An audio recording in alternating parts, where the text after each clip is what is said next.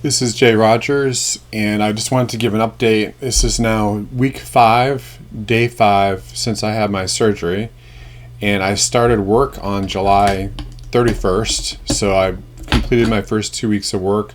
I'm teaching from home. Basically, students are doing distance learning, and had no problems. A couple of days were a little bit tired, but that's to be expected back to school anyway. It's been really interesting doing things online with students by video and by chat and so on. We did that last quarter, and this quarter is now with video conferencing, so it's a little bit different. As far as physically, I've been walking. Last 3 days, I walked 10,000 steps. I'm going to take a little time off today. I might just do half of that today. Tomorrow, I go in for my 5th biopsy. And the first 4 biopsies showed no rejection, so I'm pretty confident at this point. They say the first month is the most common time to experience that. So far so good. I've adjusted very well to my medications. I don't really have too many bad side effects from it. In the beginning, I could kind of feel when I took them, especially the prednisone in the morning and so on. Now it's just doesn't seem to affect me as much. They say, different things I've read say that heart transplant recovery time is anywhere from 3 months to 6 months.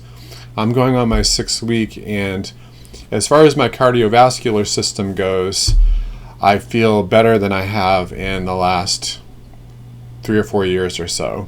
So, there's certain things I can do already as far as endurance and that I was not able to do before. So that's just all, thank God that I was able to get the heart that I got. And just going forward, we have to pray about my reaction to the medications and so on.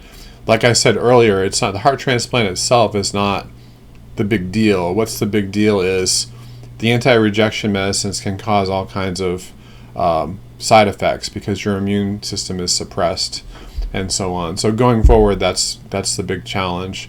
But they're getting better at balancing things. Basically, what they want to do is back off on the meds, and then if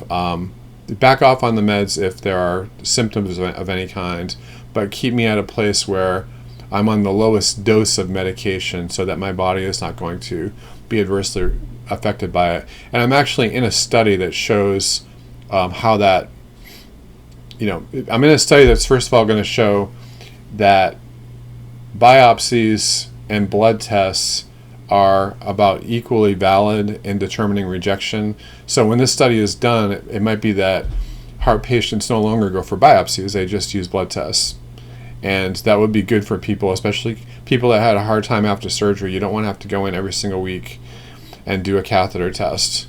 Catheter is a minimally invasive procedure. It's not considered surgery, but still it's kind of disruptive. And it would be better just to get a blood test, obviously. So just pray about that. Last time I was on here over a week ago, I talked about my friend Jeff Sigler, who is like this real militant revival preacher. And I wanted to talk about 2 other people, Luther Laite and Judy Madsen, who left us in the last couple of years. And both of them, I wouldn't say that they were my best friends, but both of them had an impact on my life. First, I wanted to talk about Luther. Luther Laite III was the pastor of Christian Life Family Church in Melbourne. And when I met Luther, it was kind of interesting. He was up in a tree. Just to kind of back up, I had been involved in Operation Rescue in Boston, and I was a teacher at that time. And I remember we did 2 arrests in Brookline, Massachusetts. Basically, we were sitting in front of an abortion mill, and we were taken away. Those charges were dismissed. There was no negative effect on me. But I kind of made a promise to myself. I said that from now on I'm going to write about abortion, advocate for the pro-life position, but I'm not going to get arrested again. Well, it ended up that in my writing, I ended up being offered a job with the Forerunner in Florida, it was actually a full-time Christian workers position. And so I went down to Melbourne. And a couple of years later, I found myself in Longwood, Florida. I'm sitting in a tire shop getting my car fixed, brakes or tires or something like that. And I'm watching the news, and I find out there are these. This is in Orlando, so I find out there are these Christians in Melbourne who have this injunction passed against them, saying that they can no longer minister in front of a werewoman abortion clinic, and that was definitely an unconstitutional ordinance. It was not an ordinance, but it was a court-ordered injunction. One judge made a law against certain people saying that they couldn't stand in front of an abortion mill and preach, pray, picket, or anything like that. And if you were pro-abortion, you could stand there. So that was ideologically based discrimination. So as a person that was writing for a Christian newspaper, publishing a Christian newspaper, I decided I need to go there and find out what's going on, because this is outrageous. So I went thinking I was just going to cover it, but I ended up being part of the arrest. So that's, long story short, I ended up meeting Keith Tusey, who was the leader of Operation Rescue National. I'd actually interviewed him on the telephone and met him very briefly in the months prior to that, because they had moved to Melbourne and they were doing training. They wanted to train up Christian evangelists that would go out all over the country. My friend Jeff Sigler actually came in as a revival theologian, kind of like teaching revival history, revival theology. And, I got to know the people. They're really good people. So after our arrests, Keith started talking about planting a church. And I was dissatisfied with the church scene in Orlando. So I thought, well, maybe I ought to check this out. And so I ended up really liking his vision. He had a vision for the youth, vision for missions, everything that I thought that I wanted to do with the Forerunner. And I never really felt like I was part of a church after Gainesville and Orlando. Just to make a long story short, I ended up moving to Melbourne. And there was usually it costs, minimum back in those days, it would have cost $1,000 to move, because you have to move into an apartment or so on. But Keith offered me a house across the street from a werewoman for a couple of months. He says, all you have to do is live there and pay the utilities and just stay in the house, because we want like 2 Christian men in the house at all times, because we're going to be doing activities across the street from a werewoman while there's this buffer zone. So what had happened was they passed the buffer zone law, but prior to that, some people had bought the house across the street. And the original plan was to make it into a crisis pregnancy center. So I ended up living there with Graham Dugas, and a few weeks stretched into a few months, stretched into a year and a half, and the plans kind of fell through to build the crisis pregnancy center. There was city zoning laws and things like that, plus the fact that they knew that a werewoman would close due to a highway widening project, which was another amazing story. So anyway, long story short is that I ended up buying the house. But the first time I ever came out to the house, after I moved in, the first time that I ever came out on the front lawn, I heard someone was preaching, and I was like, I hear someone preaching, but where's this voice coming from? And I looked up, and then in the tree in my front yard was Luther, and he was up on a branch, and he was preaching to to kind of like make himself seen over the fence across the street. We were up on a hill, a little bit of an incline. There are hills in Florida, and he's preaching, and I thought, this is the craziest thing I ever saw. So I said hi, and I said, well, what's your name? He says, my name is Luther, and I thought, great name. And he told me he was a pastor, and I had trouble believing that there's this crazy pastor standing up in a tree.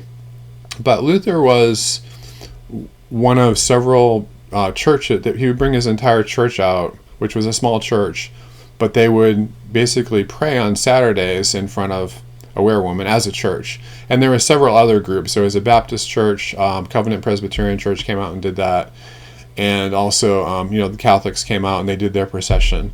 So we had multiple churches involved, not to the extent that we wanted, but we had a pretty good representation. So anytime on a Saturday, there were about at least 30 people there, and throughout the week there were at least 2.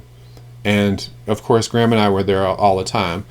When I first saw the greenhouse, as they called it, I walked in and I knew that I was going to end up living there. I don't know how I knew it, but I knew it. And then I was invited to live there. So Luther immediately became part of my life, because later Keith decided that there's this other church that's kind of struggling, and I could kind of help them by merging our two churches together. And he brought Luther on, put Luther on staff with his church network, and built the church up to about 100 people. It was never that large, but I'll tell you a couple of stories about Luther that are interesting. The years that I was in Christian Life Family Church, which was from 1993 to 1997, 1996, 97, around there. Luther was the son of Luther Laite. I guess someone in his family was Luther Laite the second, Luther Laite the first. And he told me that there was a Methodist preacher in his family, every generation, since the time of Francis Asbury. And he was the first person in his family to be ordained a minister who left the Methodist Church and founded this independent, charismatic church. He had a grandfather who was a minister in the Methodist Church. I think it was United Methodist. And he had a big debate with his son over this, whether he should have left the church or not. And so finally they said, we're going to, stay up all night and have this out. We're going to come to a conclusion. And they argued back and forth. And Luther just, basically explained that, well, the United Methodist Church has become apostate. Why would I stay there? And so finally the grandfather at the very end, he reneged and said, Luther, if I were to do it all over again, I would do exactly what you did. Start your own church. Says Luther, never let him steal your fire. And so he kind of won his grandfather over a little bit. He told me later that his grandfather was on his deathbed and he was in a coma, or he was not in a coma, but he was unresponsive. Let's put it that way. And so he heard about it. He was dying. So he was like the favorite grandchild of the grandfather. So he came a great distance and he arrived, and the family said, well, he's going. He's never going to wake up when you go in the room. And so Luther walked in the room, and as soon as he walked in the room, his grandfather opened his eyes and said, Luther, I knew you were coming. So he had those great stories. Luther was the funniest preacher that I ever met in my life. He was unintentionally funny. He wasn't one of these preachers like a Happy Joe that stood up in front of the congregation and told lame jokes. He was just naturally funny.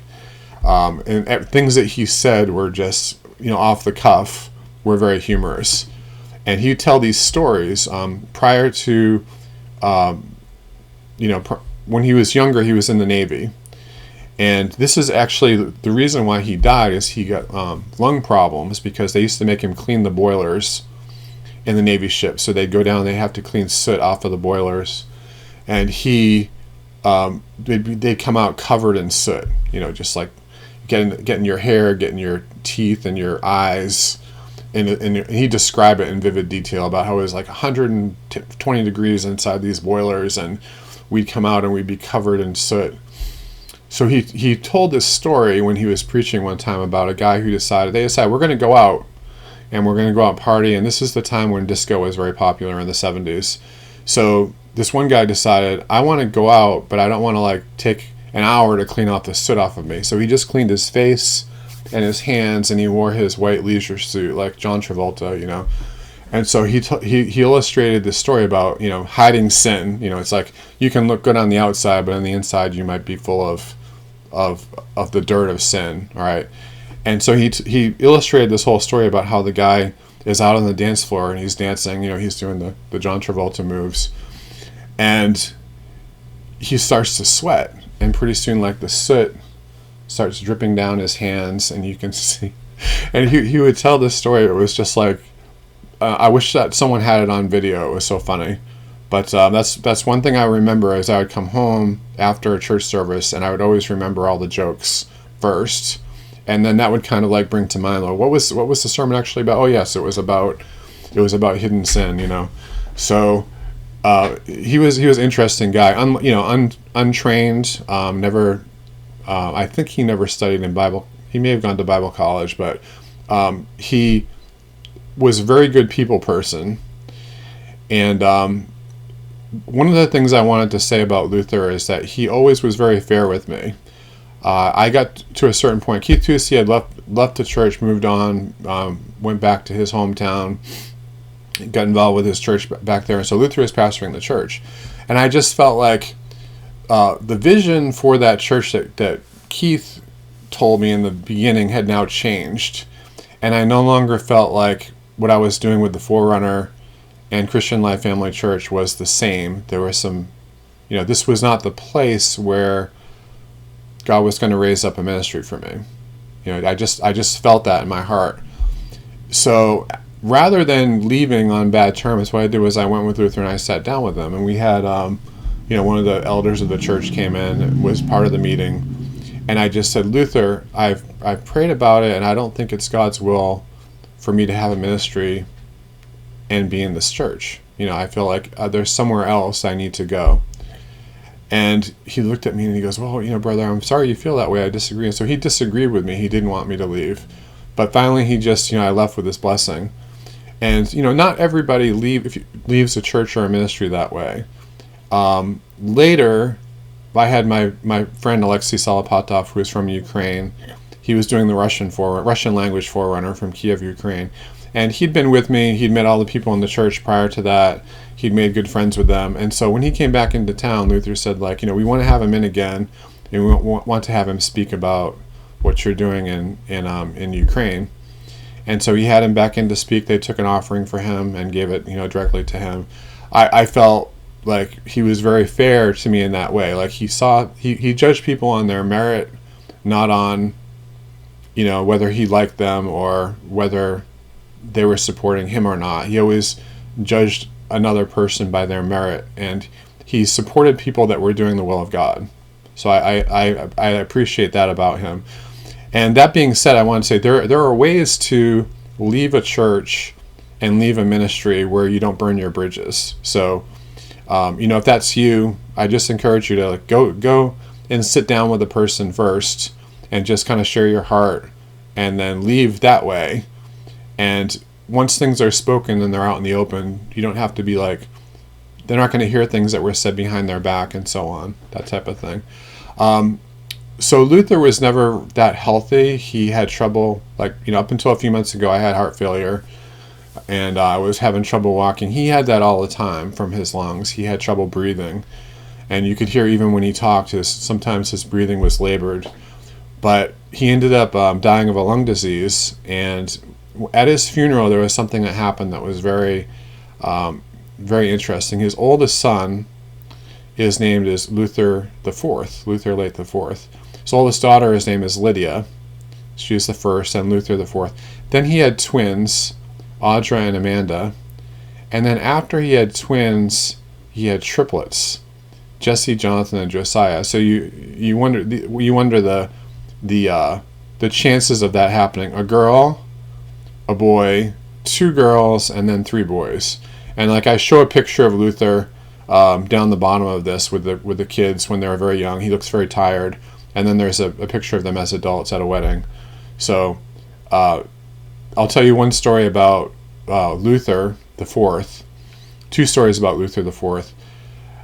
He gave the eulogy at Luther's funeral, and it's the one eulogy that I remember, because he talked about how when his father was dying, he came to him and said, Dad, I can't understand why God would let this happen. You've served him, you've been good to people, you've sacrificed, and now you're dying. Why would God do that? And Luther just looked at him and said, why not? And he always had that attitude, that God is sovereign, God can do whatever he wants. We don't deserve the life that we have. So if God decides he wants to take you, then that's up to God. Why not? And I believe that he meant that when he said that. All of the kids, like Lydia, is involved with the pro-life ministry right now. And I just want to, if the kids are watching this, I want to say, you have a mantle that's been passed down generationally, not just from your father, but from these men that experience revival, and God is going to use you in the third great awakening that's coming. Luther the Fourth, I remember, I could never tell the kids apart because there were so many. He had, 1, 2, 3, 4, 5, 6, 7 kids, right? So I could never tell them apart. But we did a residential campaign at a Planned Parenthood executive's house a few years ago, and so I saw one of the late, and I said, "Which one are you?" And he says, I'm Luther." And I just felt like, he came all the way from Melbourne or Palm Bay, wherever he was living, out to the Orlando area to be with us. And I felt like that's really great. That's really great because I see like the kids carrying on the legacy of the father.